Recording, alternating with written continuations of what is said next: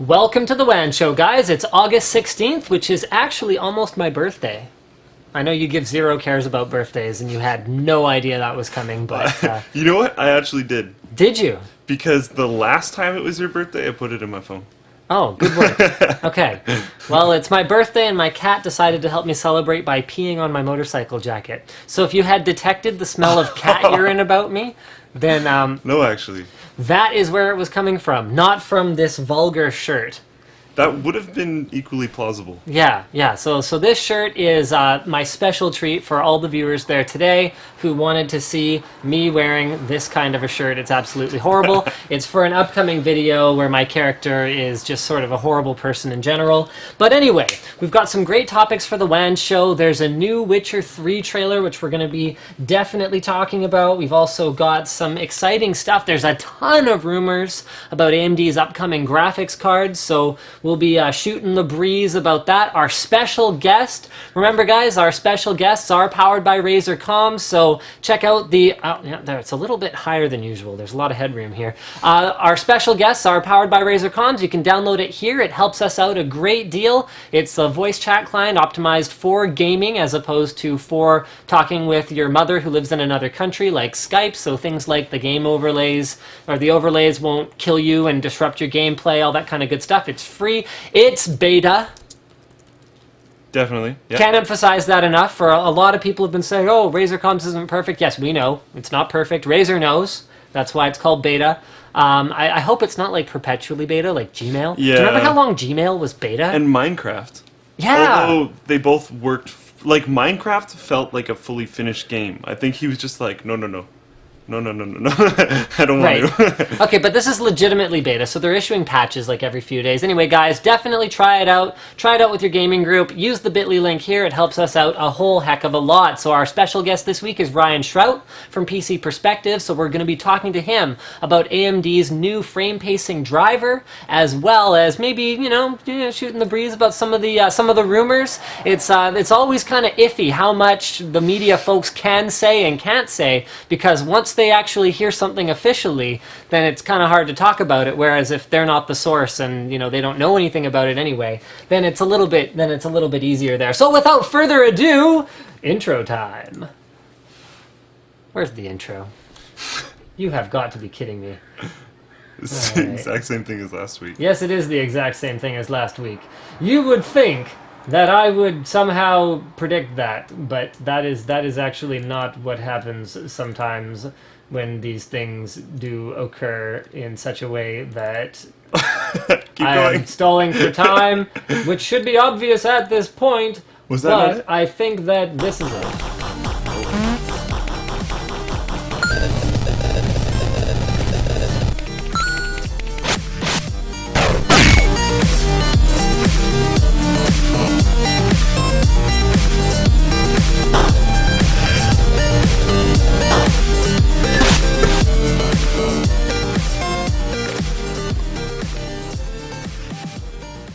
So guys, we've also got a new sponsor this week. This episode of The WAN Show is brought to you by Squarespace.com. Squarespace is the easy way to create a beautiful, functional website for your organization, blog, online store, or more. Visit Squarespace.com to get a free, fully functional trial without a credit card, and use offer code Linus8 to get 10% off your purchase for new accounts. So there you have it, guys. We are finally kicked off, so why don't we dive right into maybe one quick topic here, and then we're going to ask Ryan to join us because he is in the Eastern time zone and has very kindly asked to join us at the earliest possible opportunity so that he can, like, sleep. That's kind of important. Yeah, I'm gonna take a shot at him for that once he gets on here, because real nerds don't need sleep, so, you know, I think we all know that that's true. So what do we got as our opening kickoff here? Might as well jump right into the top one, which is EA Humble Bundle. EA Humble Bundle, yes indeed. So for those of you who haven't heard, I'm just going to go ahead and open this up on the old laptop here. Boom, there it is. The Humble Origin Bundle. 8 games. And I think the average price last time I looked was around $4, which is outstanding. Where is it? $4.80, so it's actually going up. Now, EA has outdone themselves here, which isn't hard. Oof.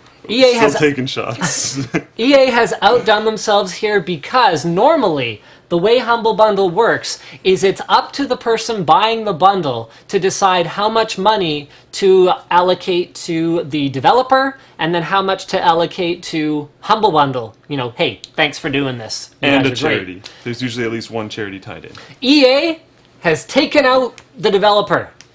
They probably knew no one was going to give them any money.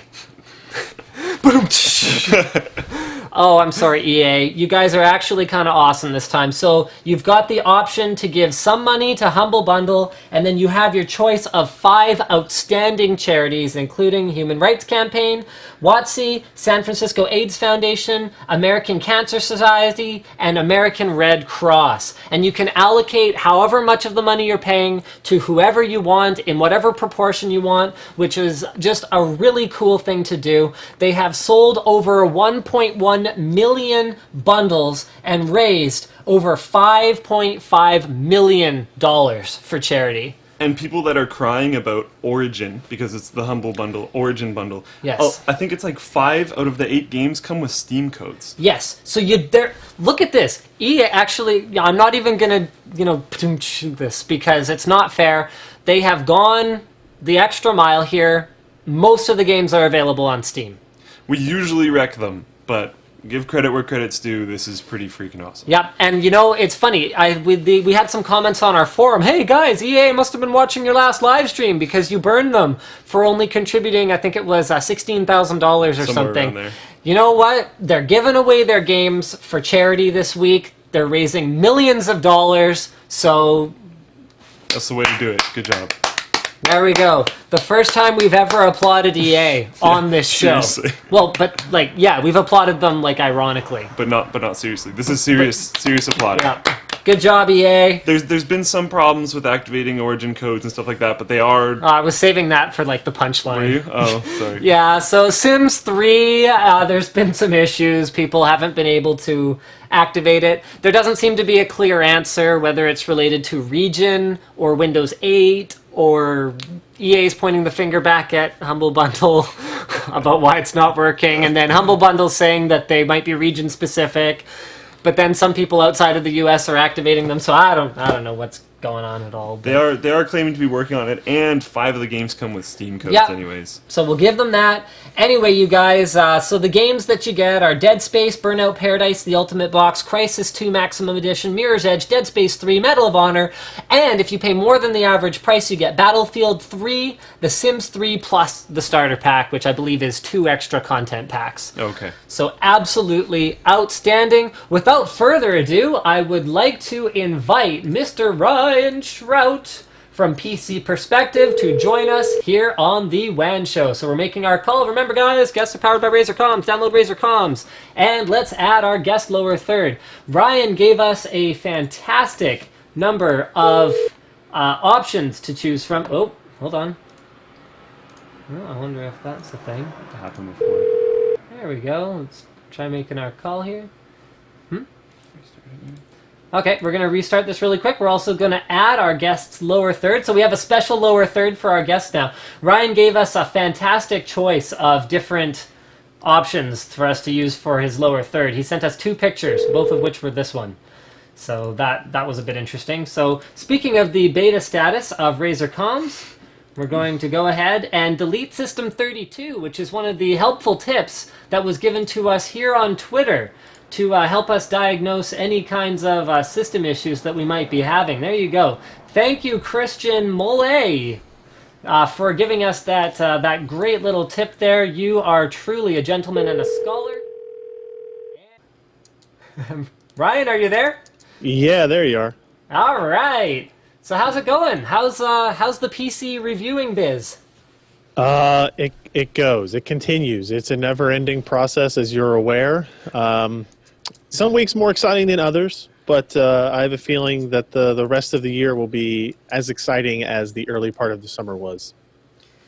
Well, that is a very, very helpful clue for the viewers, I think, if they know what was going on in the early part of the summer. And it's funny that you should mention that, because I remember AMD saying something along the lines of, we are not releasing a new GPU architecture this year. And then Yeah, they said that, didn't they? They sure they did say that. They did say that. You know, I think what they actually said at that point was that there were rumors that a new GPU was coming very soon, and they said, our product lineup is going to be stable through 2013. And you can PR speak that in kind of any way you want, right? And then they kind of had a call and said, well, I think at the end of the call, they did kind of admit that there would be something before the end of the year. Obviously, but they were very wishy-washy about it, and after they made the statement about stable throughout the year, how many weeks was it, or how many days was it, before they released 7790, which was actually not quite based on the same design as the previous GPUs? Right. Yeah. I mean, you're right. It wasn't that long, and it's an interesting web they weave, right? All these companies kind of do that, and I think they were afraid of people assuming that they were going to release new GPUs in June or July, and thus kind of killing any possible sales in the March, April, May timeframe. That's always what you gotta with any release of hardware or gadgets or whatever. You don't want people to know about the new one too early, otherwise they won't want to buy the old one that you have warehouses and warehouses of. Which is funny because so many different companies take such different approaches to this. You look at Intel, where their roadmaps are, I mean, even general consumers reading reviews on PC Perspective or other hardware sites are going to know what's coming for the next couple years. And then NVIDIA and AMD, like, they hold their cards like close to their chest to the point where, is there a purpose? Well, so Intel has that capability because they're such the dominant player in the market, right? So they don't really have any real big competition from AMD in mobile or desktop or all-in-one PCs and that kind of thing. So when they give out their roadmap, they can change it kind of however they want, and they're not going to be affected. They're not going to get dinged in the market. They're not going to get dinged by, well, they might get dinged by enthusiasts, but it's not really going to matter. Because the blip we make on their sales radar is relatively small. So, and because they don't have any real strong competition, they don't worry if AMD knows what they have planned, whereas AMD and NVIDIA on the graphics side definitely worry about what the other one has planned. That is a very good point. You know what? This wasn't on our live stream document, but I want to talk APU because these rumors have been swirling for a long time, and there was an article recently that was on a fairly non-credible site. I think it was PC Perspective or something like that. No, I'm just kidding. It was a different site. Right. That AMD is going to abandon the high-end desktop CPU market. What do you make of this? It wouldn't really surprise me at all because Intel tries to do that every chance they get, right? So Sandy Bridge E has been around for way too long. Ivy Bridge E is right around the corner. But Ivy Bridge E and Sandy Bridge E, these kind of high-end workstation processors that enthusiasts buy into are really just that. They're server and workstation parts that are kind of being trimmed down. If you look at Ivy Bridge, if you look at Haswell, those parts really start at like the 350 range and go down. There's no real high-end market in those what I would consider mainstream processors at this point. AMD has a big disadvantage in terms of performance, in terms of efficiency. Their bulldozer architecture kind of flopped miserably. I'm sure you guys talked about when they released the 220-watt 8-core processor that ran at 5 gigahertz, and what kind of a joke that actually is that it's a $1,000 AMD processor, an $800 AMD processor that runs at 2 times the thermal limit of an Ivy Bridge or Haswell that it can't really keep up with in terms of performance. So AMD has brought in re-added some of their better engineers, like top level engineers on the CPU and the GPU side. So I wouldn't really count them out 100% yet, but it's going to be at least 18 months, 24 months or beyond before we see a kind of turnaround. It takes that long in the microarchitecture world. And it's funny you mention that because we talk about AMD and NVIDIA jealously guarding secrets from each other, even down to things like the day of a particular launch when we're a month away. But like you said, adding a new architecture to a team, or adding a new architect to a team, or new engineers to a team, probably won't affect an actual product until 18 to 24 months down the line. So it really raises the question, why do they bother? Well, so obviously if they're doing that, then they believe that there is still a market for discrete higher end processors. And I think what we're going to find is more of these overlaps are going to occur with the server and workstation world. There's not going to be any kind of dedicated desktop processors. I know everybody is afraid about the move of Intel to BGA only processors. And that's kind of an inevitable outcome with these $200 and below processors. That's just the way the markets are going to work. Well, you look at the way they trim costs on a motherboard. Yep. Saving 32 cents is actually a thing. And Sure. you look at the cost of a socket. If they could stop putting a socket on a board, I think both Intel and the motherboard manufacturers would be giving it the old thumbs up. Well, I think the motherboard manufacturers will hate it because they are now responsible then for twice the product RMA, right? So if a processor has an issue, they're now responsible for returning that and replacing it and all that kind of stuff. It also means they have to have, if they want to even attempt to offer the same amount of choice, they're going to have to drastically increase their SKU count, right? So if you get like an Asus Z87 Pro motherboard, now do you want it with the high-end processor, the mid-range processor, the low-end processor? I'm going to play devil's advocate here. Yep. And I'm going to throw this at you because having worked in retail, I've seen a pretty good cross-section of RMA percentages. And CPUs are like 1 in 1,000 maybe. Motherboards are a whole heck of a lot more than that. So Yeah. I would actually argue that the CPU defects rate will affect motherboard RMAs less than end-user error installing CPUs into sockets, which I've seen a lot of. Yeah, I mean that's entirely possible, I guess, because I know for a fact that motherboard vendors hated it when when Intel removed the pins from the processor and put them on the socket themselves, Yes. and that was kind of, everybody took it as Intel kind of giving the finger to the board vendors and say, well, if you still want to play in our ecosystem, you kind of have to do what we want to do. So yeah, I could see that point of view that it would actually lower RMAs on that product as a whole, but it still would be a kind of pricing and skewing issue that Intel would essentially be shoving off to their board partners. They probably just have to have less SKUs. Like the Pro board might come with 1 or 2 different options. And that'll be that. And I think, honestly, it's going to cause more problems for the retailers than it will necessarily for the board makers. Because you have to stock so much more stuff. And the product managers are going to have to be so much more educated than they used to be. You can't just kind of,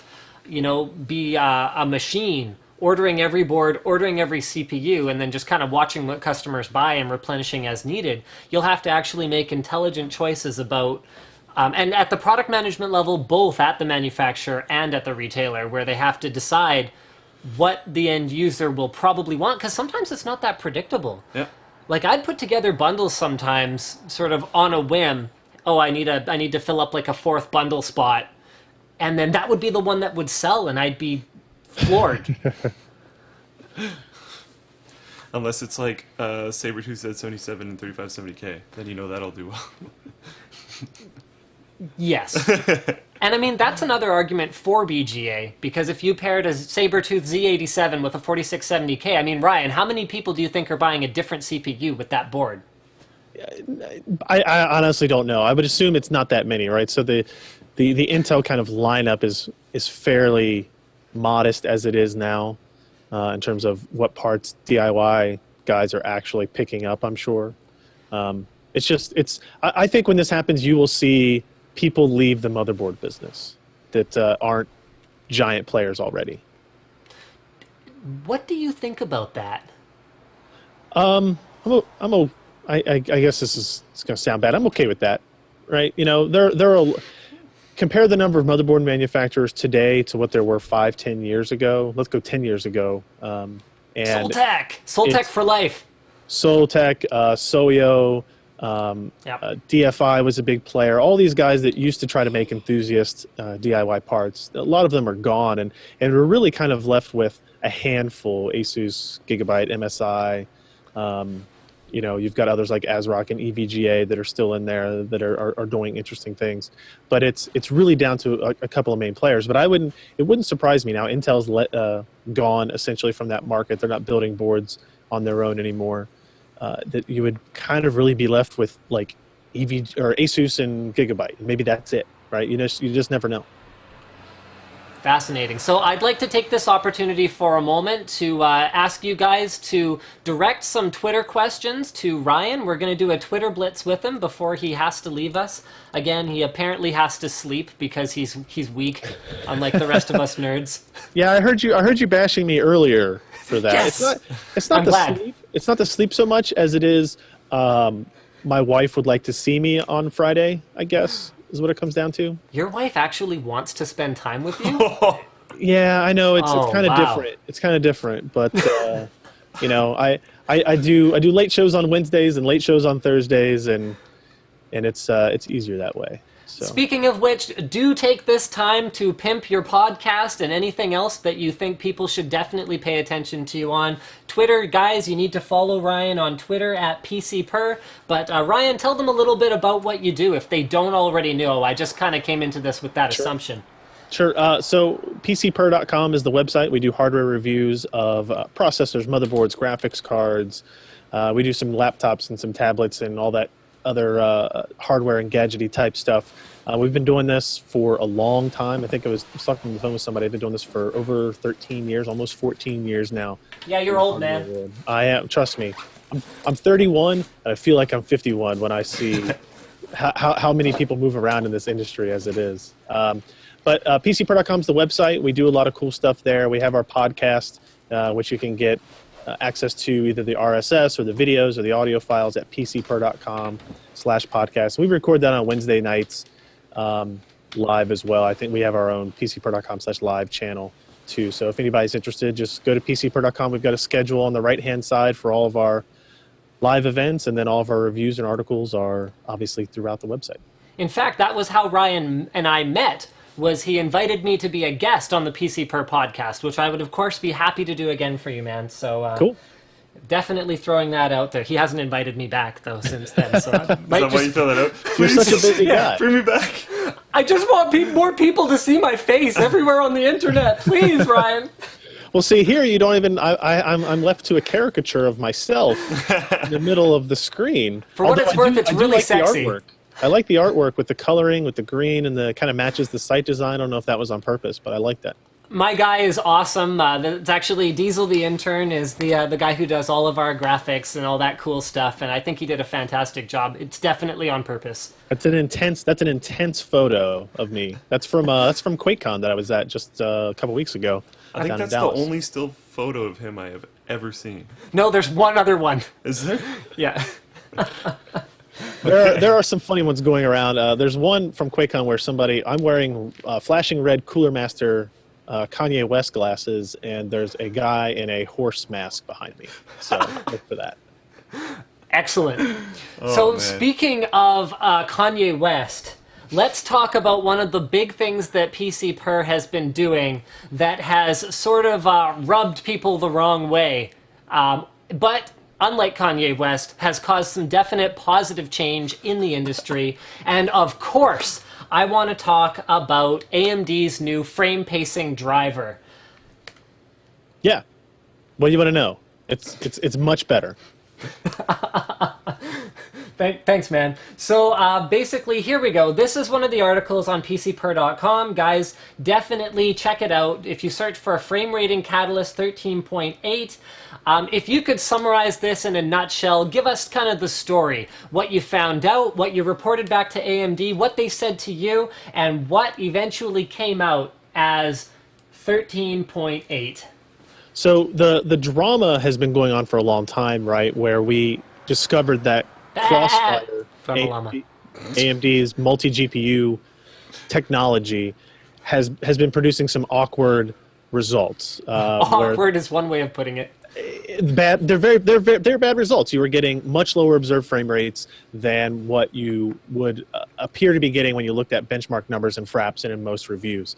And that was, we worked out a new benchmarking system where we're actually capturing the output directly from the graphics card and then doing post-processing analyzation on that data. And it took a long time, right? So the idea of micro-stuttering, the idea that people who for years and years really have felt that, when I am running multiple GPUs, it doesn't feel as smooth sometimes as when I'm running on a single GPU.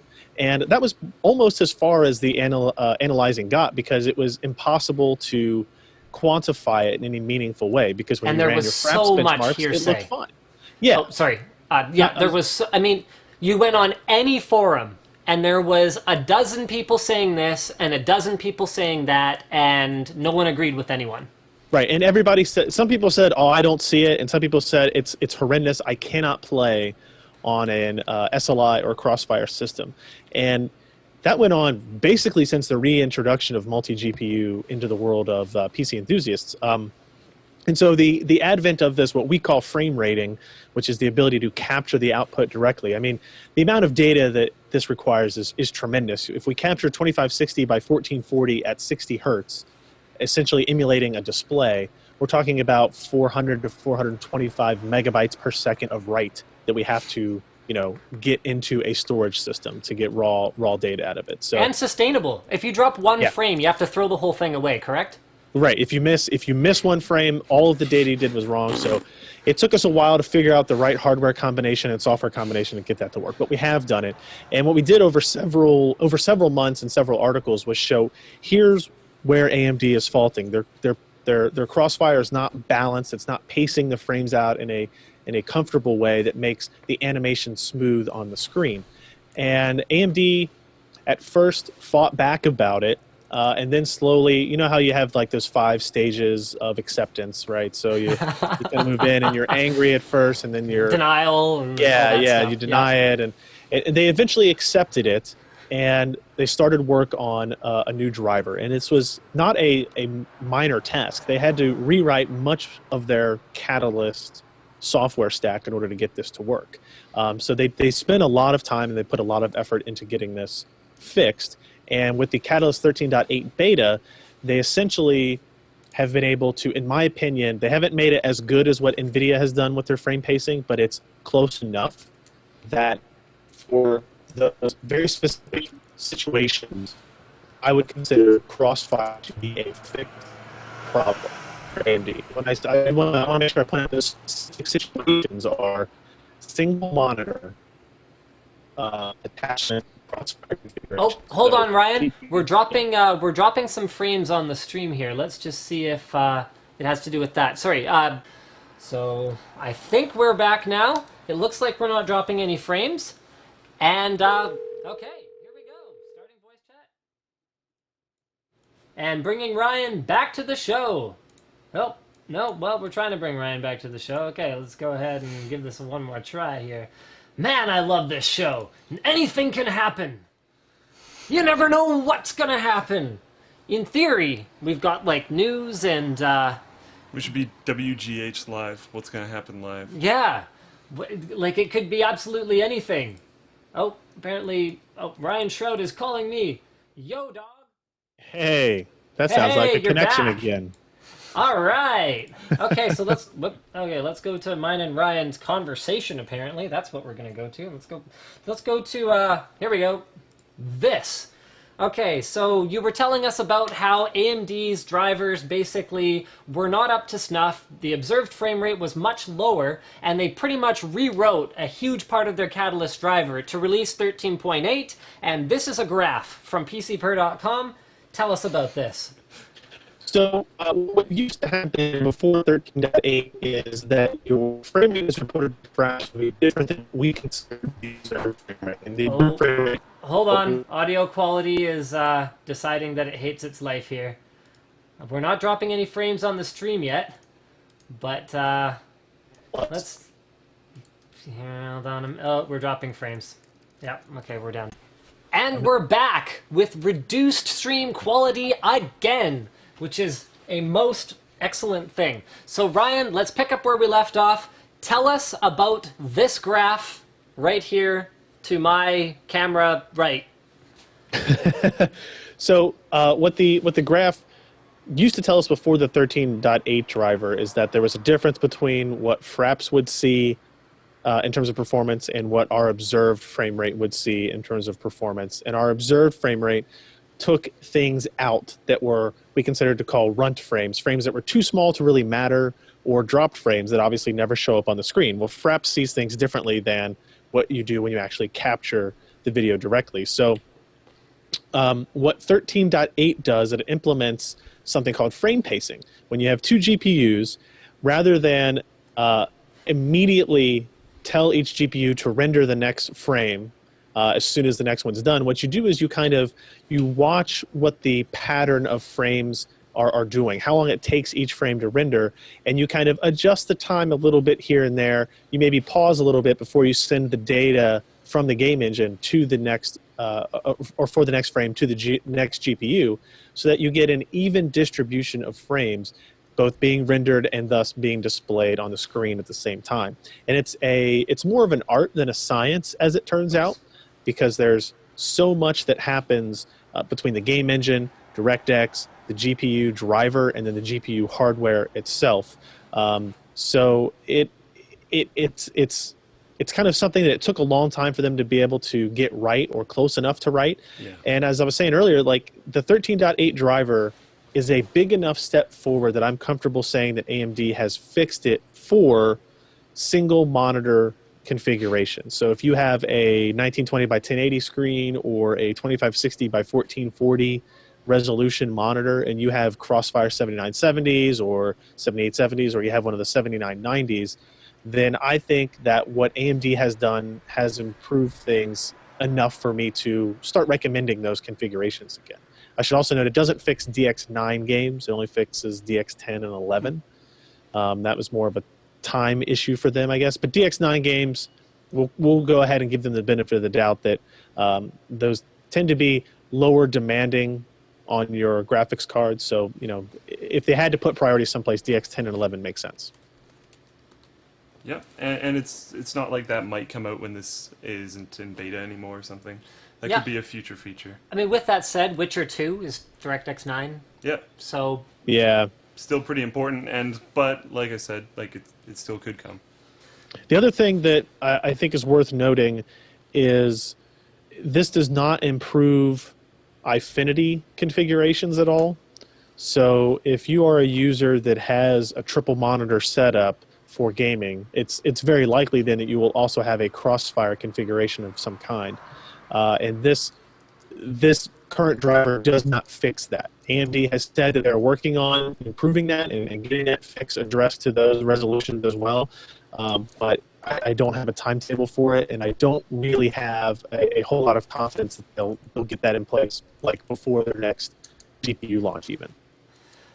Right. So actually, that was one of those next things I was going to say, is how important was the timing for AMD to get this driver fix, for them to have a really compelling story around their upcoming GPUs, because for a long time they had that timer on their website. Yeah. AMD, world's fastest graphics card for however long running. For them to be able to realistically claim a crown like that, it can't be like world's fastest graphics card asterisk if you run at this particular resolution with this particular configuration and this particular...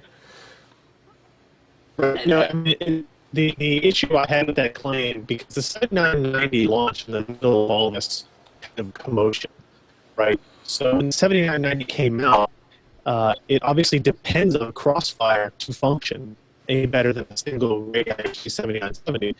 So their claims of world's fastest graphics cards, I kind of shook my head and laughed at it. And it is, if you look at 3D mark scores, or if you look at Fraps, and you're not looking at kind of the experience of playing the game, then those claims could be made realistically.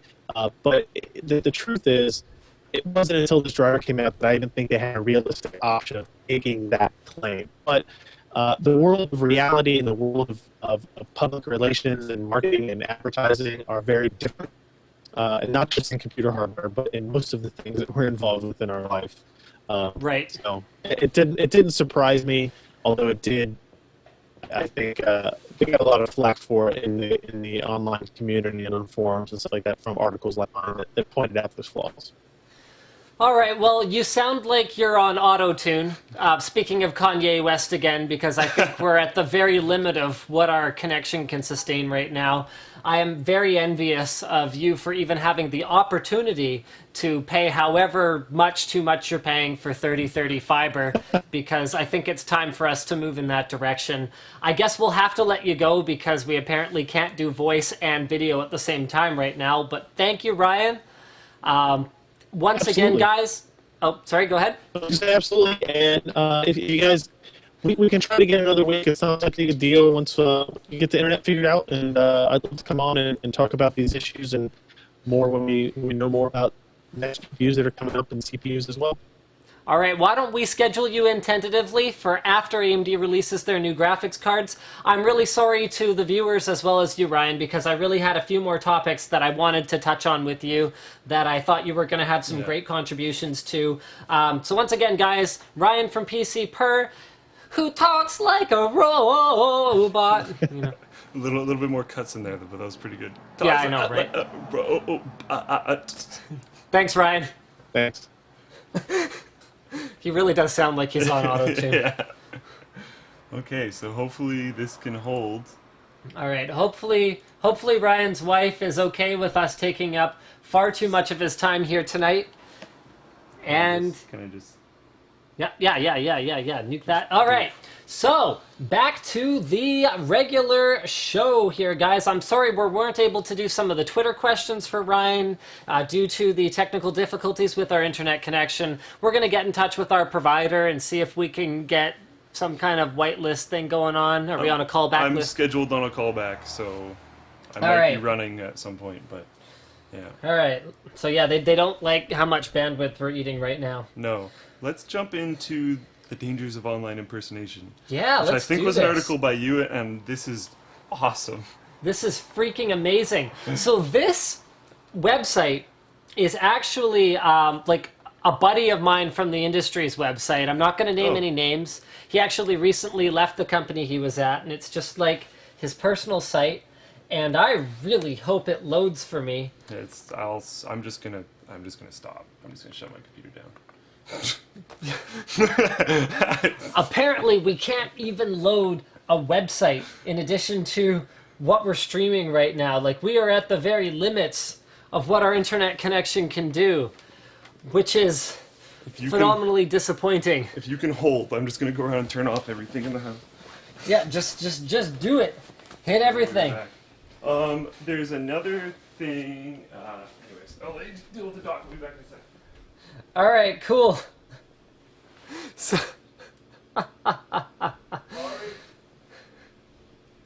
our bit rate ain't even that high there, guys. We're not asking for that much. We're trying to load a page that is all text right now.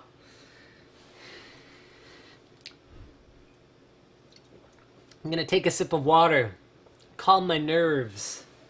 I'm gonna like shut off Wi-Fi on my phone. Okay, everything in the house is off or not connected to our internet at all, except for the server, which I'm assuming you don't want me to do, your laptop and that computer. All right. Okay. Yeah. You know what? So there's a few topics that I can probably do without the pages. Hit it, man. If you can tweet the URLs maybe from your phone through Sure. 3G, we can get people to see the pages that way. All right. And I won't turn on my computer, but if you can bring me to the dock. All right. A little bit of a combo Which URLs do you want? All right, so there's Grand Theft Auto Online and Civilization Online are two things that were very recently launched. Okay, hold on. Let's talk Civ Online because I want them to be able to watch the trailer with us optimally. Okay. So is Civ Online even in here? Civ Online is not in here, but I was going to do it as a combo topic with Grand Theft Auto. Of course you were. I find it interesting that these companies like Civilization, Sid Meier's Civilization, are releasing DLCs and planning new releases for their single-player games that have maybe a multiplayer component, but then are also releasing an online version.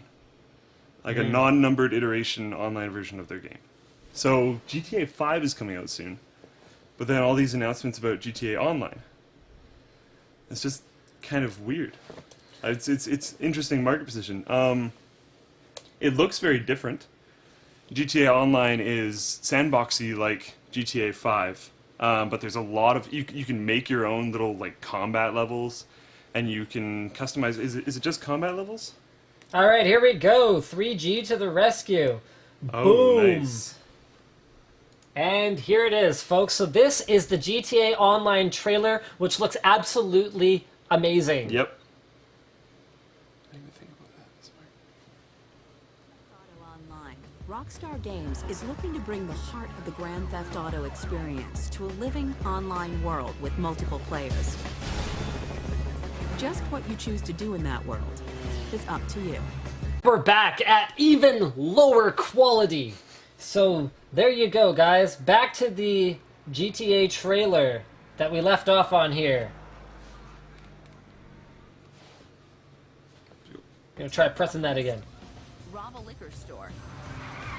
So you can rob liquor stores. This is like a classic online multiplayer gameplay mode is kind of what they're calling it. And then they've got like golf. Because it's GTA, whatever. This looks awesome. I love sandbox games. You know, the thing that this trailer left me wondering about is, can you like be a cop? Interesting. I doubt it, but interesting. So here's just someone's like cool pad, and here's someone's like cool garage with cool cars in it. So they've got racing game elements, FPS game elements, flying game elements, what appears to be like Riptide, like sort of, you know, water. Jet ski, whatever. Yeah. They're gonna have everything. My one thing is I hope they make it big enough. Because it's GTA Online, there's gonna be 1 million people. Actually, more than that, trying to play. Well, they claim that they're going to be constantly expanding the game world. Yep. I just hope they start with it expanded enough, because there's And going to be a huge rush of people. They've got a map editor where they're saying they'll allow you to build your own levels and your own challenges and stuff like that. And it looks like a very solid map editor. Or try ones other people have made. So there you have it, guys. GTA Online. So you were tying this into Civilization Online. Civilization Online. I find it interesting that games... We saw this a while back, and it didn't really take. And now it's kind of happening again, where games are trying to release the online nomenclature on the end of their game, just release it and go with it. But I think it can actually work this time. Before, the infrastructure wasn't really there. Now it is. I think this GTA, maybe Civilization, but GTA more, I think can actually run with this and have their more single-player, super graphics, super heavy, modifiable everything, because the modding community behind GTA 4 is insane. Some of the screenshots for GTA 4 are just nuts. And really, really heavy single-player storyline, but then also have GTA Online. I think it was a really good move. It's interesting, but I think it was a really good move. So Civilization 5 Online, or Civilization Online, or whatever you want to call it, because it would be Civilization 6 by this point? It would be Civilization 6 if that's what you called it, but then it acts differently, because you can, like, it is much more online than Civilization 5 is. Because Civilization is one of the worst multiplayer experiences ever. I mean, I've been trying to get a Civilization Online game completed since like Civ 2 Test of Time. They have a freaking option so that you can have it so it sends out an email when it's someone's turn. So they can log in and then do their turn, and then people can wait. So it's going to be more like Words with Friends. No, I'm talking about Civ 5. Civ 5. Oh, the existing. So, like, yeah, the newer one is supposed to be a perpetual environment, which is interesting. And I think this might fix their whole awkward online situation that they've had for a long time. So it's going to be real-time game. Because you'd lose a lot of the Civilization heart. You have your, like, okay, I don't know if there's not enough information out there yet, or I just haven't been able to find it, but you have your kind of perpetual main city, and then you can make expansions and push out. And those can be destroyed, but I think your main city can't. Although I could definitely be wrong. Someone correct me on Twitter, which I can't check. But yes, do so. We'll get that later. Yeah. All right. Well, that's kind of exciting. Speaking of extremely crazy, exciting trailers, guys, check this out. So if any children are watching, stop. Yes. And there's a bunch of like awards and whatnot. So this is the Witcher 3 trailer.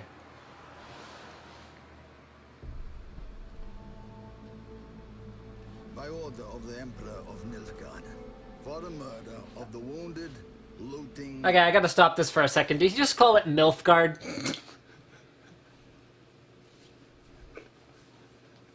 They're trying to protect their women. Cannibalism, you are hereby sentenced to death by hanging. Okay, now hold on a second. They call the place Milfgard, and then they're sentencing this woman to death by hanging? I mean, are they guarding them? Mind you, she's not even that old. Anyway. Torment.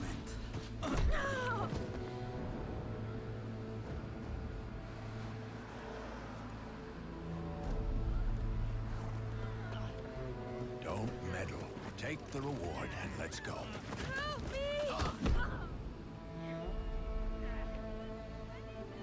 Knew you witches wouldn't scorn imperial gold. Tough hunt.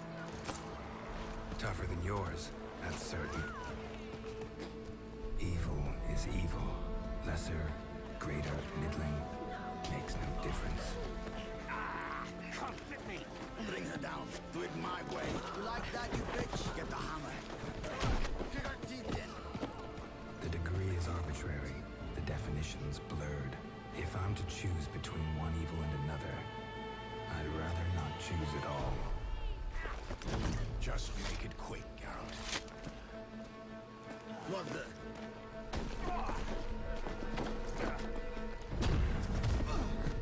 Close your eyes. I bet she doesn't close her eyes.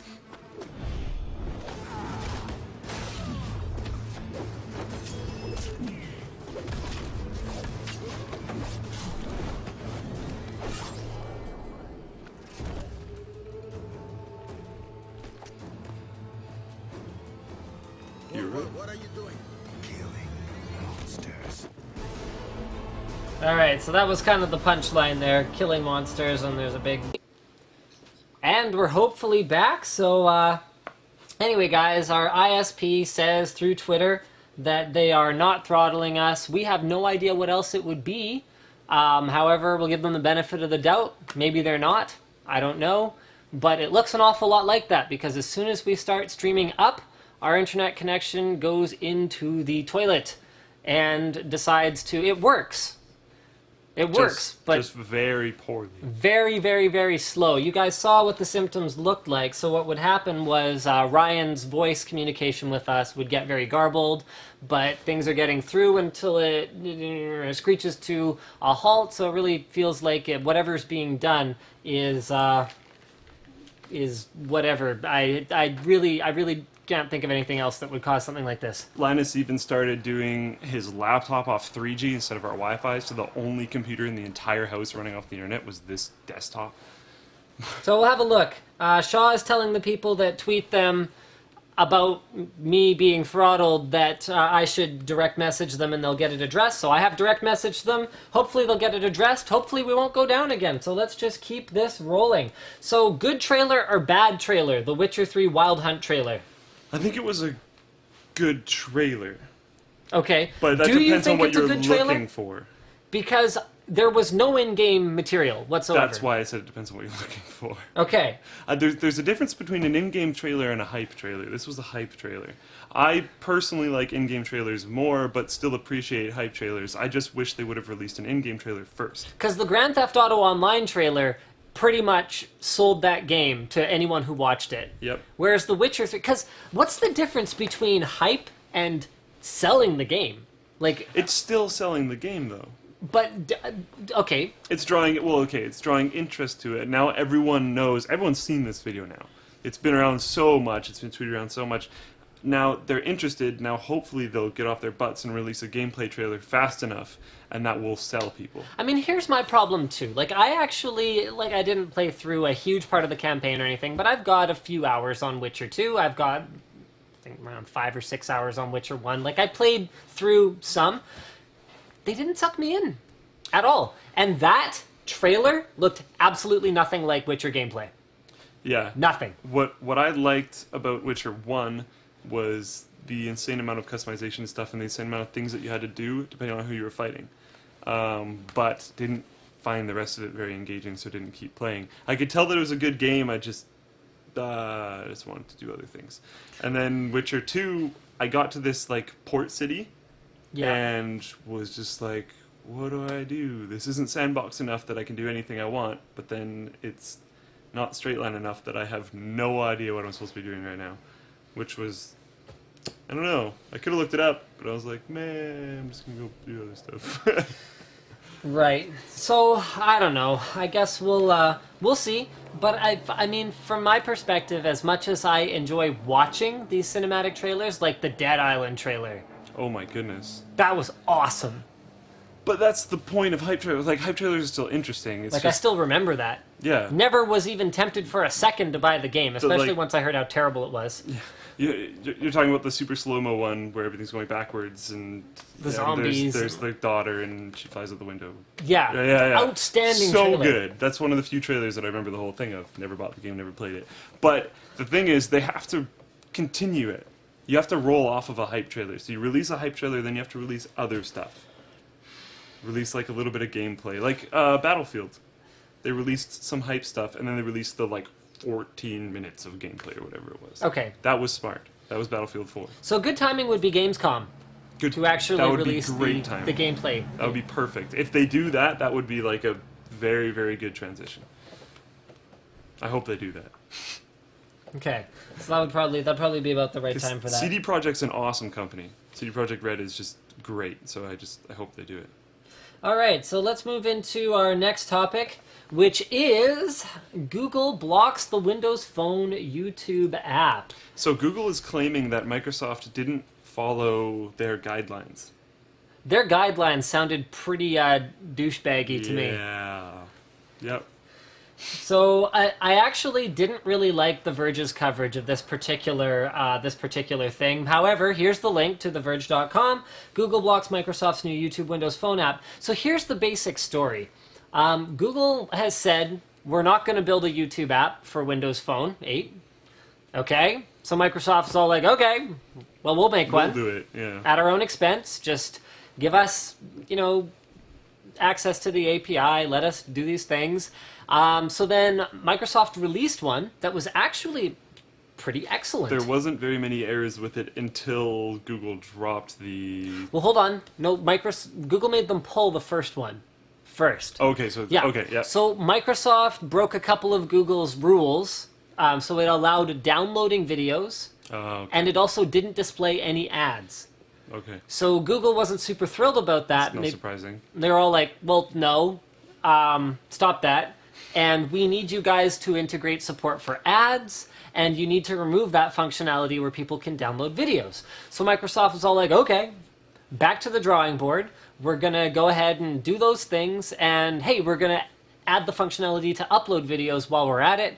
So they re-released it, and Google has pulled it again. And they just dropped API. So all these people that are using it, it just randomly stops working. Yeah. And what they're claiming is that Microsoft's implementation, and Microsoft actually has an awesome public letter right now to Google, where they basically are like, yo, dog, you didn't build HTML5 versions of your YouTube app for iOS or Android. In fact, behind closed doors, you've agreed with us that HTML5 is more of a long-term goal, and in the meantime, we have to have something to give our users, so that's why we did it this way. I thought your whole business model was you want people using your services, not that you're going to try to differentiate your platform, Android, based on... Allowing people to access YouTube through an app. I heard that, but in way more vague terms.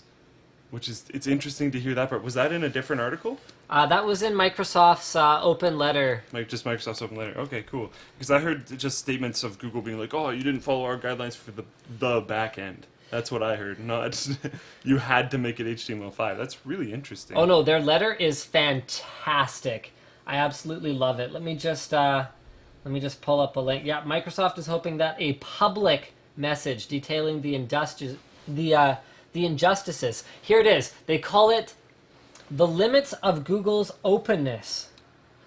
You may be... So this is from their corporate VP and Deputy General Counsel, Litigation and Antitrust, Microsoft. Wow. Oh, yeah. No, this is not like engineers, like, firing shots across each other's bows. This is the big dogs getting involved here.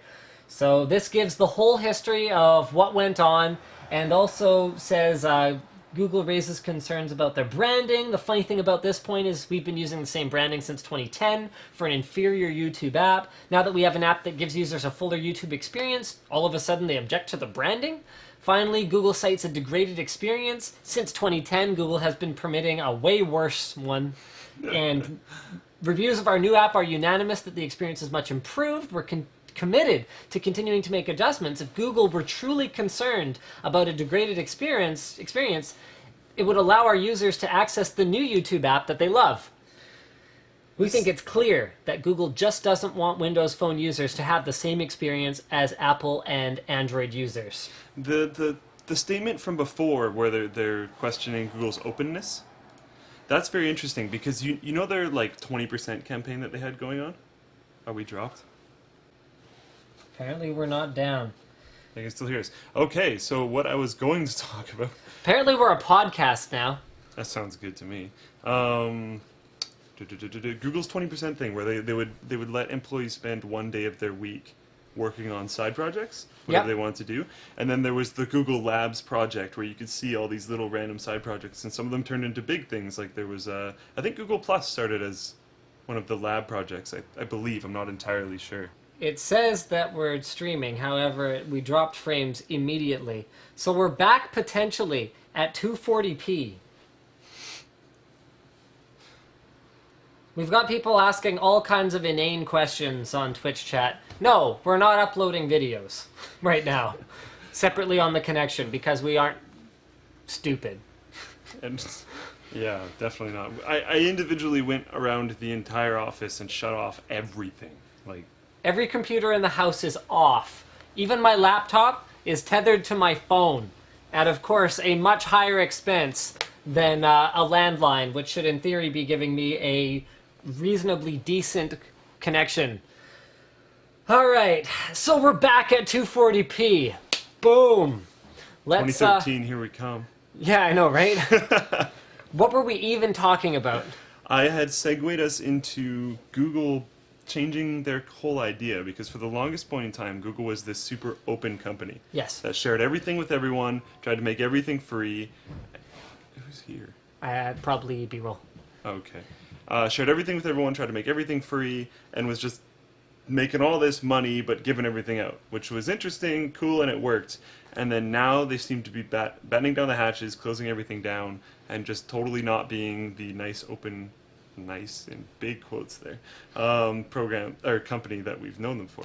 So one of the big things that notified this was the putting more wood behind fewer arrows comment by their new CEO, new-ish CEO, and getting rid of labs and potentially rumored to be getting rid of, or already gotten rid of, the 20% program where employees had one day of their 5-day work week to just work on side projects. Right. So side projects are not really a thing anymore. They're going to stay focused on the big biz stuff, like self-driving cars or whatever else the case may be. Yep.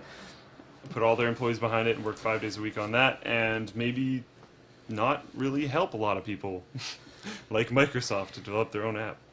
All right, so let's go into one of the topics that I really wanted to do earlier and got cut off. And I really don't think you guys are even going to be able to read this. I'm just going to like blow this up as big as possible here. So this is the double-edged sword that is using social media to communicate with your customers.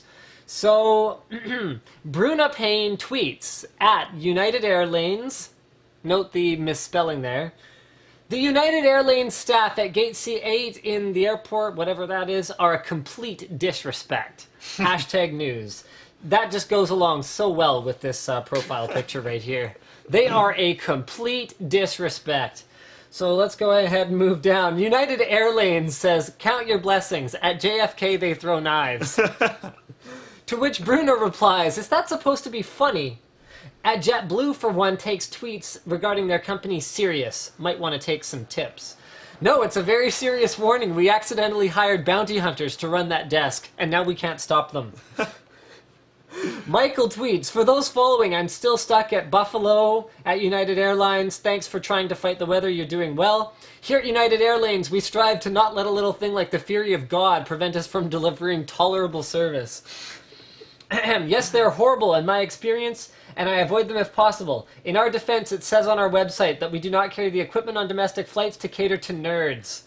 Shout out for stranding my wife at YWG for nearly 12 hours for a short flight to Chicago. Excellent service. After the first 6 hours, she technically belonged to us. You're just lucky we met our monthly quota."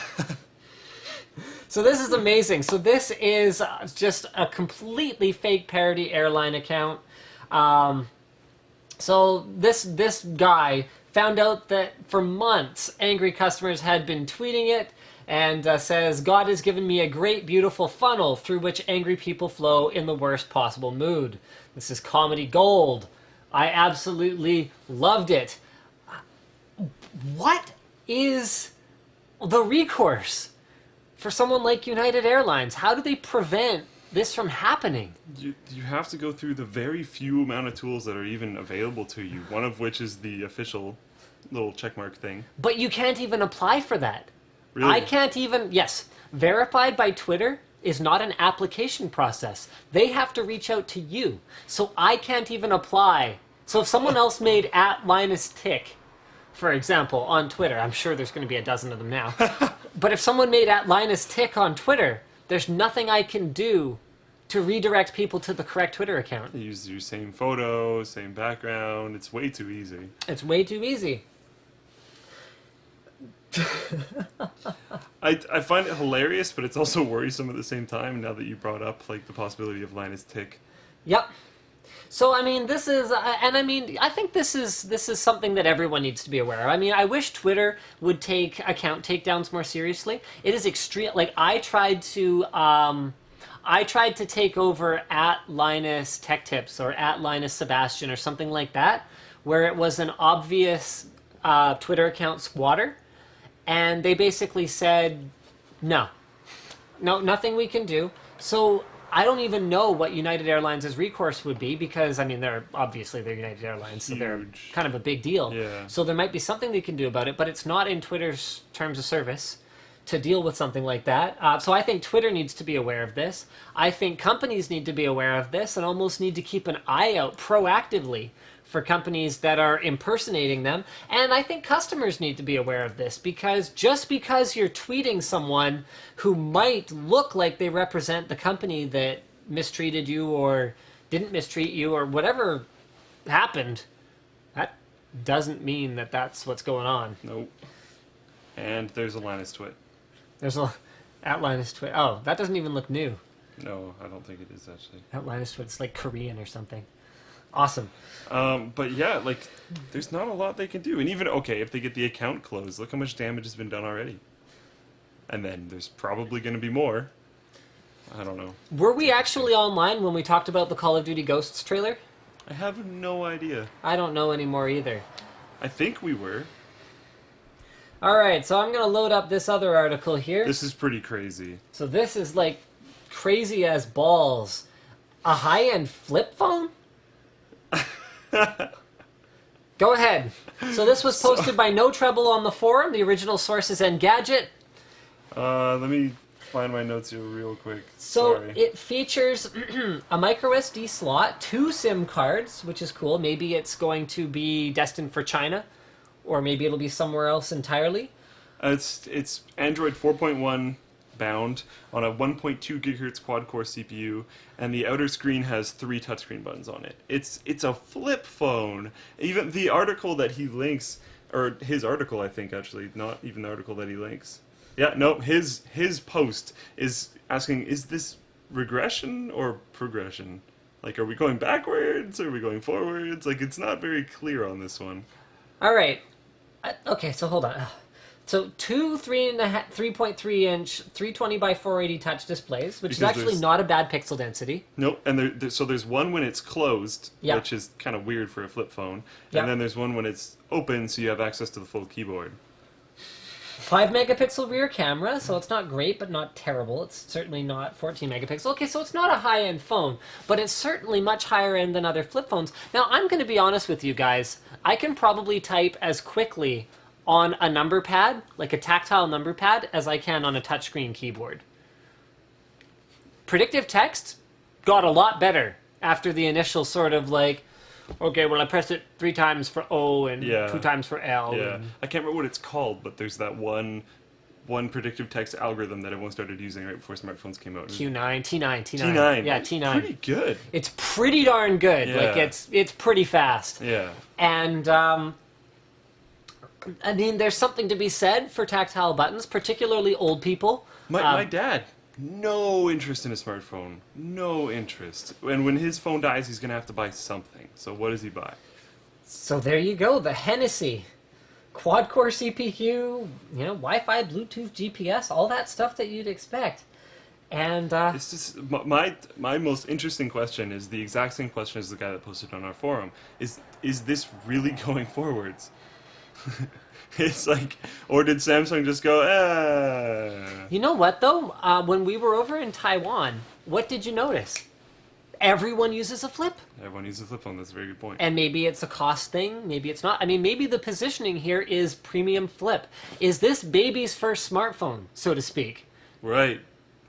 That actually kind of makes a lot of sense. As a transitional device. This Because- might be the smartest thing they've done this year. Because, Mozilla's trying to do kind of the same thing.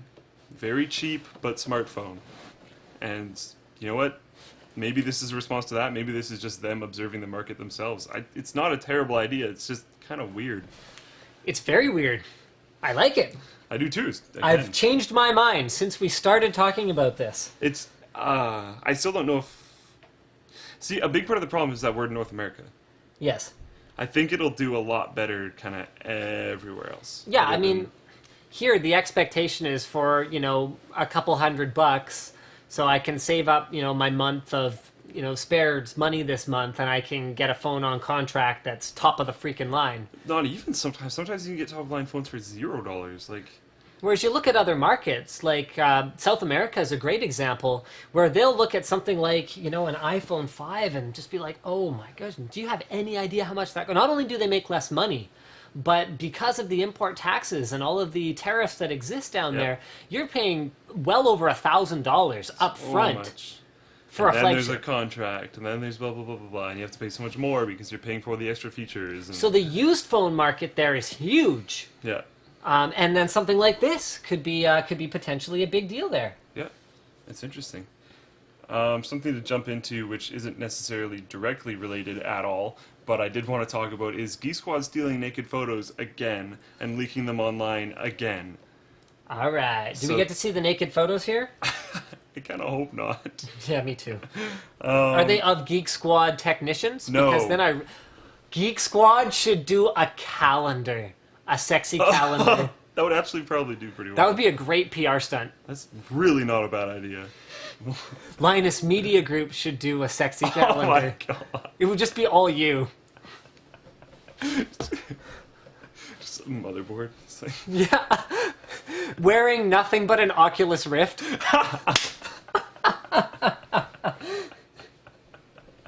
oh no. Of all the terrible things that I could have come up with right now. So let's go back to that actual Okay, thing. so they Allegedly. Let's just throw Allegedly. that out there. allegedly, although they have been hit with this before. Yeah, allegedly. We're not saying anything is for sure. Yeah. So this lady had her nude photos posted online, and she had never posted them online. Okay, so she says these photos were art, not selfies she snapped to send to a lover. She never posted them on any social media, explained her attorney, claiming that his client kept them only for reference or professional use for art. The art thing's kind of weird. I don't really care about that at all. You stole someone's digital property, which was not good to Well, steal. that's just what they're saying is the evidence that it was, in fact, a Best Buy employee that took the photos as opposed to her just, leaking them on Right. Okay. 4chan. Is because it's art. Yes, So because it was okay. art, which is exactly why she kept them for herself and never actually posted them anywhere, because one of the obvious sort of rebuttals might be, well, if you had all these naked pictures of yourself on your computer, how can you prove that you never sent them to anyone? Right, right. So that's the argument here. So it may or may not be true, but they have had to settle these in the past. So, yeah. I wanted to segue from this into funny stories from back when I was in grade 10 and worked at Geek Squad. Okay, let's hear it. Hit us with it. The worst of which was, okay, I've got two really funny ones actually. One lady had us repair her laptop, and then when she came to pick it up, she came with this super jacked dude. And the dude was way more interested, I haven't told you either of these stories, the dude was way more interested in whether or not the laptop's webcam was working and mic was working than anything else. And we were like, okay, I guess we can try it. Like, it was riddled with viruses, that's what I fixed. I wasn't trying out their webcam. So at the desk, I'm like, here, try it. So he loads up some weird looking program, and there's like a chat box on the side, and I'm not really paying attention. And then me and my buddy are standing there with him, and he's slightly off to the side, and we're standing in front of the laptop trying to check if it works. And then all of a sudden in the chat box, I see, oh my god, you work at Best Buy? Oh, what is this? What is this? What is this? And then I read the chat box, and it's like, slur.com. Ah. So we were on a, like, cam website, me and my buddy. Nice. When I was in grade 10-ish. Did you get paid? No. Another bad one was... Oh, you were underage, so they... Guess. Oh, I didn't even think about that. Ooh, trouble. I was fully wearing clothes, but I don't know.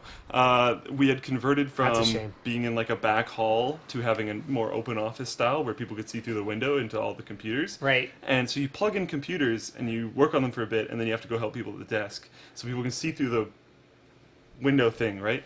And people have a tendency to set their screensavers to their My Pictures folder. So many times there would just be porn streaming in the background, and we wouldn't figure it out because there's often just one or two of us working. We'd often just both be at the desk. Oh, Shaw. Maybe Shaw's calling.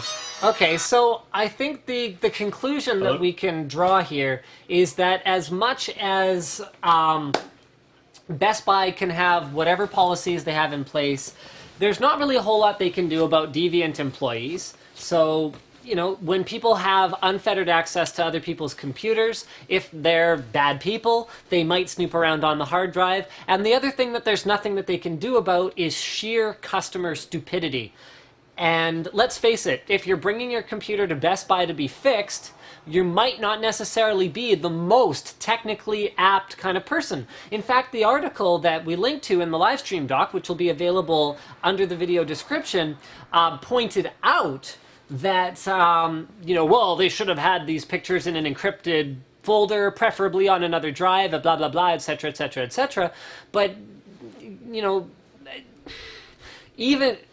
don't necessarily have to be a complete moron when it comes to computers to not know how to do that stuff.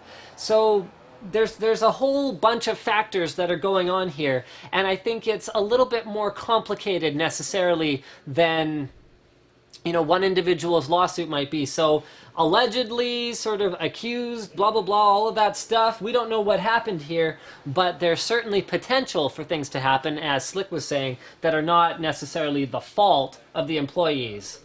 So just kind of throwing that out there. So I would like to take this opportunity to talk a little bit about our new sponsor for the WAN show. So I'm going to go ahead and fire this up. So speaking of people who aren't necessarily the most technically inclined in the world, Squarespace.com.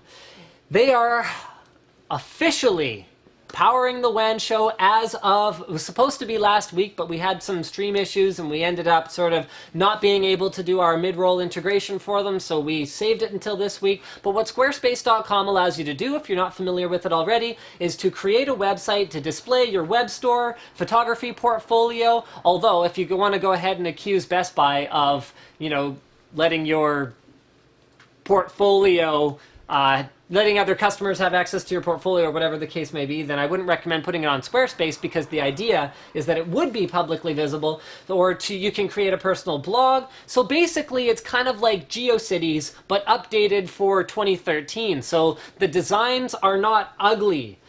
The designs have evolved in general on the web quite a bit since then, but Squarespace has over 20 customizable profiles and templates that you can go ahead and tinker around with to your heart's content. So you sign up for a free trial, which doesn't require a credit card whatsoever, and it actually gives you some suggestions depending what you want to do. So if you want to create an online store, it'll say, okay, well, these ones are pretty optimal for that. Or if you wanted to create a blog, it'll say these ones are pretty optimal for that. And there's a ton of customization that you can do. So you can change fonts, you can change locations, you can add a bunch of navigation at the top.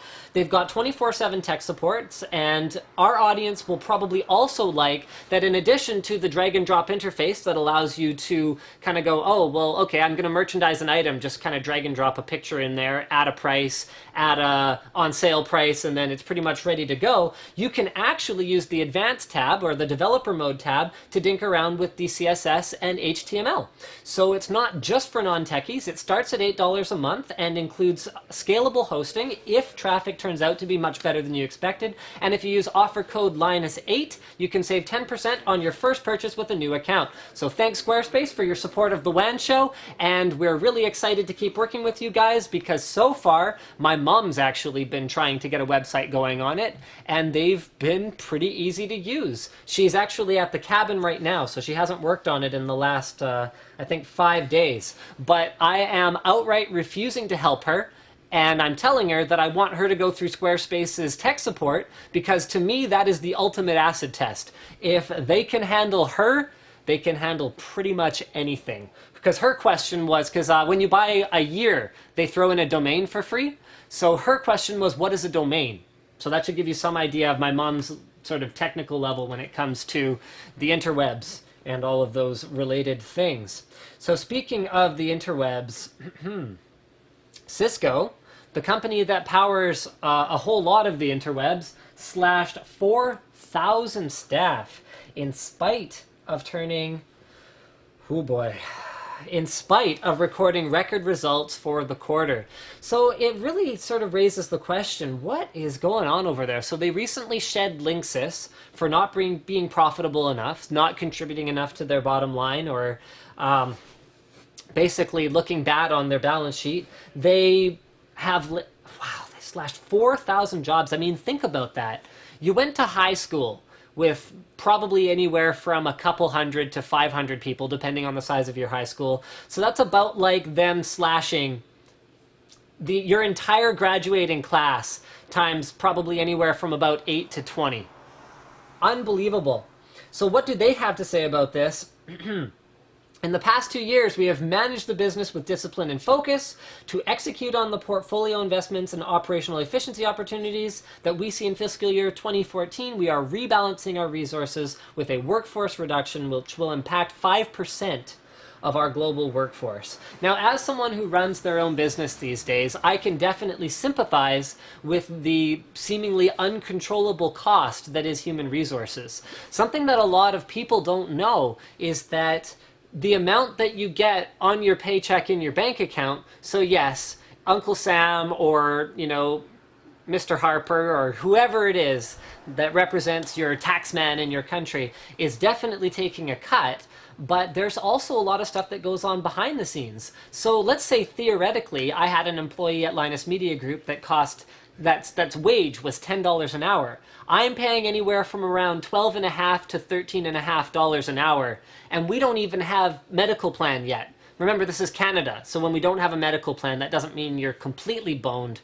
It just means that you don't have extended medical, like dental, for example. It's something we're working on, but the actual cost is double-digit percentages higher than the employee even knows about. So I can definitely relate to that. But on the other hand, I take a bit of a different philosophy, I think, and hopefully Slick can back me up on this, where I feel like if Linus Media Group is doing well and we're making money, the people that got us there should be getting a reward, as opposed to getting their jobs cut or getting their salaries cut. I'm assuming you're talking about Cisco. Yeah, I'm talking about the Cisco thing. I mean, I'm going to be perfectly blunt with the viewers right now. I haven't given myself a raise since we started Linus Media Group. However, I have done some raises and some bonuses. So there you go. I mean, that's not to say that, you know, I'm going to pay everyone, you know, $250,000 a year just for showing up to work. They're going to have to make sure that the stream is ready to go on time when I come back from NCIX if they want something like that to happen. I don't take full responsibility for that. And definitely our ISP issues today haven't helped. But anyway, the point is, I really don't like this at all. And maybe it's a good thing that Belkin owns Linksys now, because I've got some pretty good bros over at Linksys that I don't want to lose their jobs. So. It's like 5% of the company got dropped or something? I don't know how much you've talked about it. And with that said, if you've worked at a bigger company, you probably know that 1 out of every 20 people there at least is a complete idiot. So maybe that was the kind of layoffs. Maybe, but... But if you've worked at a big company that's gone through layoffs, you probably know that it's not always that way. Not always that way. And a lot of times it becomes friendships instead of actual productivity. Friendships and seniority and just goofy stuff that's not actually to do with competence. I know really good people who have gotten laid off when I know complete morons at the same company that, for whatever reason, still have their jobs. So... So we're not getting any help from them right now. Oh, It'll Shaw? have to be after the stream. Oh, okay. Refuse to do anything until I reset my modem. Okay, yeah, I guess that makes sense. Okay, well, we don't really have too much left anyway. Lots of rumors about the upcoming, whatever it is they're going to call it. Let's just call it Volcanic Islands. So AMD's new graphics cards, potentially, that maybe are coming, and I can't find the link in the doc for it. Down, down, down, down, down. Up a little bit. Way down.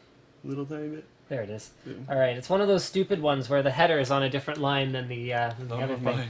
So potential pricing has potentially been revealed. So according to Fudzilla, this was posted by Emma Long on the Linus Tech Tips forum, the HD 9970 will cost less than $600. They speculate that it will cost between $549 and $599. That's really, really aggressive. That sounds about right for a high-end GPU launch. Yeah, but it's aggressive compared to what is on the other team. Compared to what's available now, because NVIDIA just refreshed. They're not going to be launching Maxwell, like, tomorrow. Yeah. So they're not necessarily going to have a response. AMD could have done what NVIDIA did, because the rumored performance of the potentially alleged 9970 is rumored to be around 5% better than a Titan. So they could have come in at $1,000 or even $899.99 Yep. and undercut Titan. But it looks like what AMD wants to do is put pressure on NVIDIA to drop the price of Titan. Which is cool. Which is great, I like a cheap Titan. because we're going to see Never Settle Forever is now running. So you have your choice of, I think it's 8 games right now. And they're pretty high-end titles. If you buy a top-tier card, you get 3 games. If you buy a 7800 series right now, you get 2 games. And if you buy a 7770 or 7790, you get 1 game, and you get to pick whatever you want. And get this, I didn't even know about this till today, but if you don't like any of the games on Never Settle Forever right now, or you already have them, you can hold on to your ticket No way. until December 31st at least, and hold out for upcoming games. For possible other games. Wow, that's cool. Yeah. That's so beast. They are really, really putting the pressure on with the new drivers, upcoming potentially alleged GPUs, and upcoming potentially alleged game games, titles. Yeah. Because, yeah, I mean, I can't comment on the upcoming game titles, unfortunately, because I have seen a deck, and I do know what it is. Hold on to your pants, guys. Hold on to your I haven't pants. seen this. I'm excited. So, yeah, That's that's incredibly exciting. Have you talked about baby monitors? No! Wow, guys, secure your freaking Wi-Fi. Do it now. This was posted by Ion Basa on the forum, and this was an article from CNET.com, and there's more on ABC. Go, Slick! So, some guy hacked into some other guy's router, accessed their network-enabled baby monitor, and started shouting through it. They heard a voice calling his daughter an effing moron and telling her to wake up, you little thing. The hacker began shouting at her parents once they came into the room to try and figure out what was going on. Called the man a stupid moron and his wife a B-word. And, In front of their 2-year-old daughter. and they're not even sure this hadn't happened already at least once. So, oh man, like, if you know anyone that uses network-enabled baby monitors, you're a tech guy. Make sure that router's secure. Yeah, we're charging you to be personally responsible for protecting your friends and family and making sure that this kind of, because that is such a huge invasion of Oh, privacy. that's ridiculous. That's just. Not only does he have access to the video, Yeah. but he's able to talk to them. Like, that's not cool. Go secure your Wi-Fi right now if you haven't done it. Moving into our next topic, Xbox One claims it can do 4K gaming. So this was posted on the forum by The Bloody Toxic. Here we go. I wonder, like, the amount of hardware it takes to run 4K well on a computer.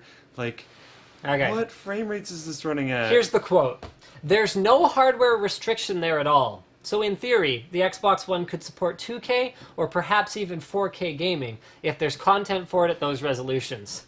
The source is Forbes, and I think the original poster of this link on our forum has some pretty good points here.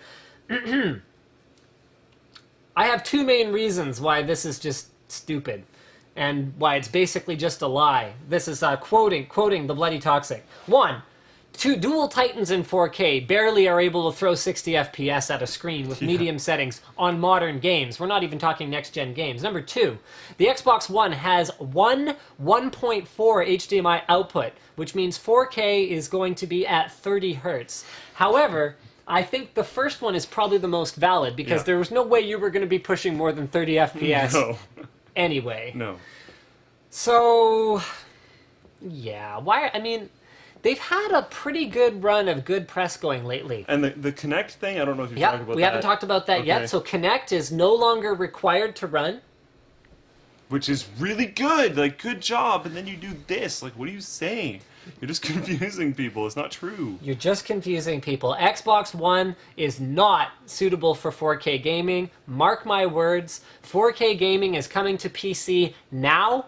4K gaming is not coming to console for a very, very long time. Well, at least 10 years, unless they have some crazy add-on pack or something. Unless they have some Well, hold weird on a expansion second. thing. Because it wouldn't be the first time that ever happened. I know. Yeah. Sega definitely. Genesis? Yep. So it could happen, but it's going to have to be something that you slap on the console, or it's going to be a revision 2 of the console or something like that. It's... I mean, Not how much now. do you miss cartridges at this point? Oh, Star Fox? Oh, this is like, a completely boom. different thing. Let's just put more supplemental hardware on the game. Boom! Cartridges are awesome. I hate discs. I've never know. liked discs. Floppies were cool. Cartridges were cool. Discs suck. Discs has Floppies always sucked. sucked. But floppies You're too were young cool. to ever have actually had a situation where you had a report that you had to print out at school only to discover that your floppy disk broke or just was... I actually did have to do that, but it was such a low grade that I don't think it mattered. They were so unreliable. They were terrible. But they were cool. The first time I got a USB thumb drive, it was an 8 meg drive, You're and it so was the stoked. best thing that ever happened. Yeah. That was one of my favorite technology things that I ever owned. I'm not saying they were good. I'm saying they were cool. I liked the idea of floppy. I don't know. Speaking of discs, where's my topic for this? I don't remember where it is. Some game that I wanted to buy. Payday 2. Payday 2 does not have a physical copy. I think there might be like a physical crazy collector's edition or something that's insanely expensive. You know but what? it's- Who cares? Move on. No. I disagree with you. I think physical copies are the stupidest thing ever. They're dead. But then you run into things like, what if Steam drops support? What if something drops support? Like old school games, I can still play Red Alert. Okay. If Red Alert was a game running on a service back then, that wouldn't exist anymore. Okay, back up your Steam files. Because Valve said outright that they'll find a way for titles purchased through Steam to be still playable if they ever go completely insolvent or shut down the service. Back up all your Steam files? How many? Can you actually ask that of everyone? I don't think it's that unreasonable. If you can ask someone to buy a physical copy of a disc, which is like worth, what, 20 cents? Who cares? Then is it that unreasonable to say, okay, here. Is it more work to burn a disc than it is to go to a freaking store to buy a game? But do you have right to burn that disc? to copy Steam files to a disk. Do you? Yeah, sure. You can back up Steam files all day long. They even have a built-in backup feature. Yeah. If you can back it up to a folder, you can back it up to a I CD still or personally DVD. like having something physical, and I still wish it was a cartridge for console games. I think that we should probably all be able to agree that when it comes to movies, video games, and women, digital is just as good as physical. Of course, you had to drop that. I don't think so. I still disagree. I still like having something physical. Okay, I'll give you movies. Not women. Dude, if I Not significant I others? could give you women, that would be a whole other business that Linus Media Group is running. We have to put the significant others thing on there. It might not necessarily apply to everyone. Animated PNGs. Ah, yes, animated PNGs. So this So the is- GIF, or it's pronounced GIF. Oh. The days may be numbered for that guy right there. Here it is. There's a Kickstarter. Let us animate PNG. So this was So- posted by Ghost on the forum. Ghost, you're awesome, by the way. You were kind of annoying in the early days of the forum, but we both really like you now. You're awesome, dude. Kind of annoying because he told us everything was broken. Well, yeah, When it he was. was right.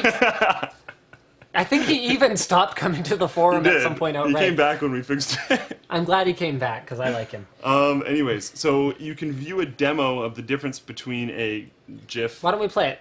You have to have Firefox. Oh, that video. Sure. Yeah. Let's play the Hello video. everybody and welcome to the Apingasm Animated PNG Tools and Standardization Project. The guy sounds like a total neckbeard. Is the animated PNG assembler, and it is currently the only tool that fully supports creating animated PNGs. APNGs like animated goals will have a Java native version and a CoffeeScript and JavaScript native version, so that it can be used in different places. Further goals include SVG and SMIL conversion and a full animation editor for SVG and SMIL. For more information, please see the project description. So, that's pretty cool, hey? Stop. Oh, sorry, I'm trying to stop the thing. I'm not having success here. I think that's awesome. It is awesome. I like everything about it. I'm surprised it got funded. And it got funded fast. Yeah. So they have beat their $5,000 goal in only 8 days, which is outstanding. That's awesome. In fact, quite a few backers. One backer pledged $2,500. So there was a single backer that's like, yep, here we go. So what does he get? Ports of our base APNG libraries and tools for the language platform of your choice. You and your company will be fully accredited. Cool. So, It's better yeah, it's time in for... like every way. I'm stoked. That's cool. So 4chan can be in HD now. 4chan's the... What? No, just everything, half the things that are posted on there are animated GIFs as far as I can tell, so... So now it can, like, look better. Or we can have even higher resolution disgusting animated stuff on, like, the armpit of the internet. It looks a lot better. It takes less data. And, like, the most ridiculous thing with GIFs is how long they take to load. Try Right. not to say GIF. Because they just take forever to load. So, I don't know. Everything is better about this. My favorite thing is that it just takes less. I'm excited about transparency support. That's cool. That's really cool. That's definitely cool. I mean, that's something that would be great for even things like WAN show. If we could have like an animated thing that supports alpha channels that's transparent, so we could have like moving junk.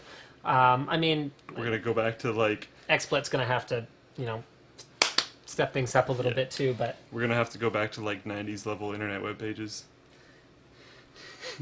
2002, a little bit past 90s. speaking of going back in time, check this out. So the upcoming oh wow, the page has been pulled down. Okay, well at any rate, the upcoming Ivy Bridge E 4670K has been delidded by one of the overclockers over on coolowler.com, and basically they've discovered that the IHS is soldered down to the CPU core. This does a couple of things. Number one is it makes it harder to remove. Yep, and he destroyed his chip doing that. Yep. Number two is it de-incentivizes people to remove the bloody thing because you're going to get better thermal performance by having the die soldered to the top of the integrated heat spreader versus having a thermal compound in there. It also means that there won't be as much inconsistency, because having a solid metal layer means no air pockets can get stuck, and the IHS won't be as prone to being sort of not attached in one spot or whatever else the case may be. So that's great. I guess what Intel's saying is when it comes to our server grade products, we do actually know that solder is better. So they do know. Deep down, they do know. I'm happy to see this. Kind of sad for the dude that lost his chip right away. Oh, he probably has a half a dozen of them. Like those extreme overclocker guys, they get like a tray of CPUs pre-launch and do a bunch of benching and all that kind of stuff. Right, So okay, yeah. yeah, I'm not But- too worried about him. Yeah, that's awesome. Stoked to see that. All right. Well, Bitfenix Prodigy-M. yeah. This is exciting. So one of the things that was noticed by the reviewers and enthusiast community at large, this was posted by Swelly, or however you pronounce that, located in Belgium. So, That's Jackie! yeah. Oh, I love that guy. He's awesome. Anyway, so there's a product guided tour apparently. Apparently Bitfenix thinks they can do them better than us, instead of having us do their product tours. Actually, I just got off an email thread with Bitfenix yesterday where we were going back and forth pretty good.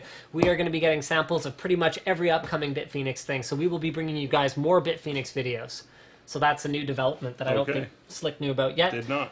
But the thing that people noticed about the Prodigy was that it wasn't that small. It was about the size of MATX cases, but took an ITX motherboard. In fact, Silverstone Has a s- went like full shots fired mode against Bitfenix by basically saying, well, if you look at the actual volume of the case,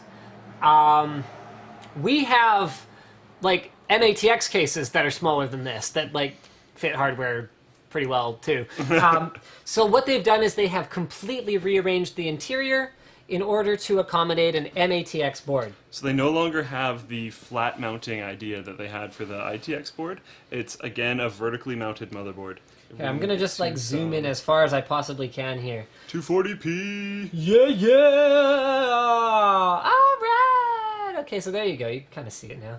So here's where the motherboard is. It's an upside-down motherboard arrangement. Drives go, I think, here. And then it supports liquid cooling in the back. With a, one radiator. Yep. So there's less support. Like, one cool thing that we saw in the Prodigy before was the insane water cooling builds, Yes. where people would fit all the radiators. And there will be less of that. There will be less of that, but it's more practical case. Yep. So, good work, Bitfenix. We Cool. love it. And I hope they keep around the original Prodigy. I hope they just have two different products. Yes, which they I will. think they're doing. Yeah. Yes, Okay. that is confirmed. We talked to them about it at Computex when I covered their booth, Yeah, not you. okay, So yeah. I have seen this already. Yeah. The layout is actually pretty smart. It looks good. Cool. It looks good. Cool. All right. Unless you have anything else. We gotta do the Build logs of the logs week. of the week. Yes. We've got some pretty epic ones that I know you've seen at least one of. All right. He did finish on time, which I was happy about. Ooh. All right. Build logs of the week. Let's go ahead and download this mother. On 3G. Yeah, I know, right? Like my data bill, it's just like whatever.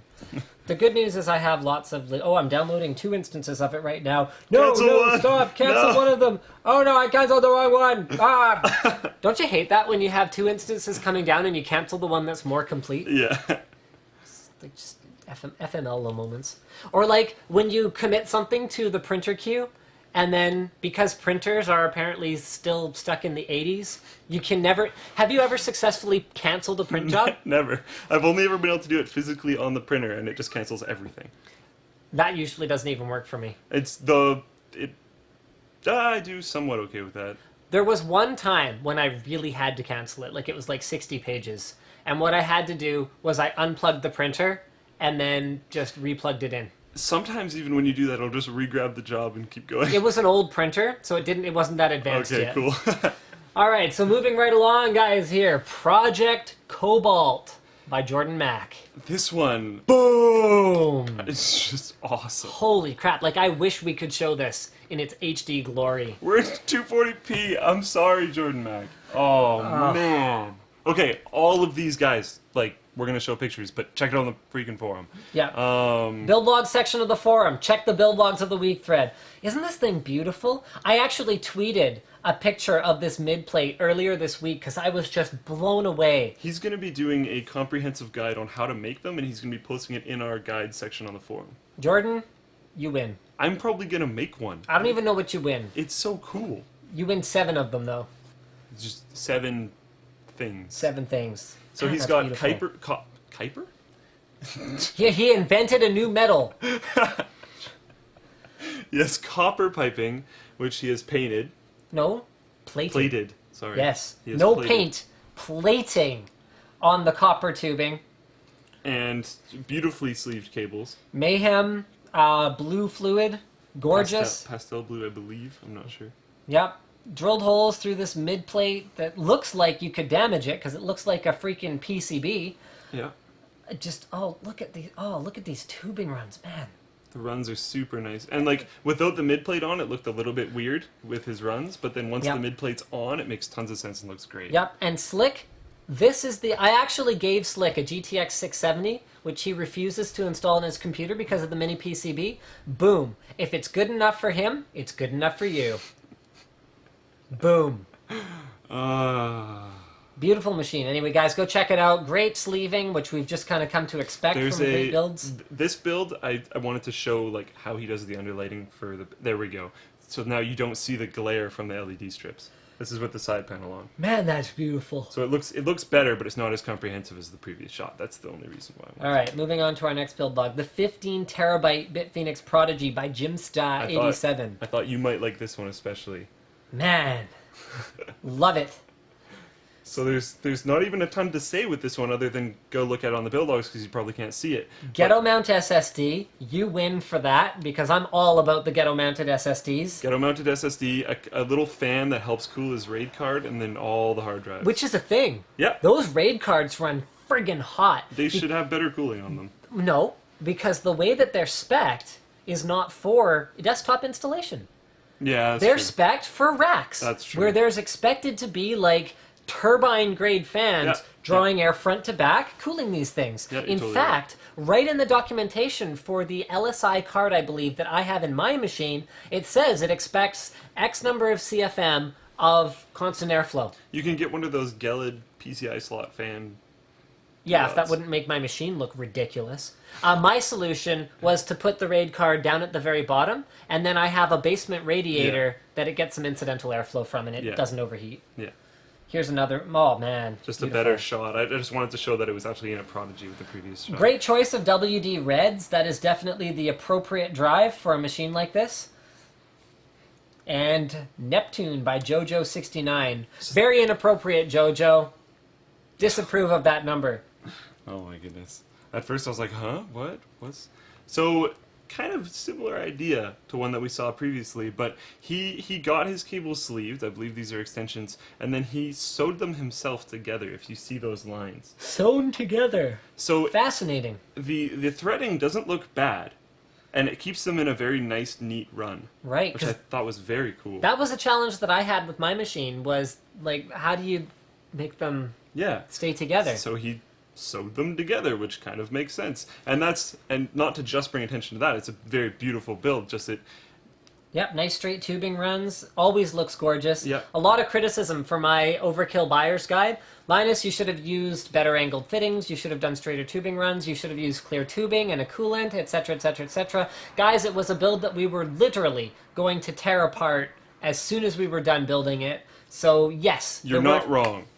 You're not wrong, but you're also not necessarily right, because one of the things that I personally don't do is invest in very specialized pieces of hardware that I can't continue to reuse, because when I build a rig, my graphics card might be in there for, well, more so in the past. I don't change it as much anymore. But I would look at everything as it needs to be modular. My graphics card might be in there for 2 more weeks. Who knows?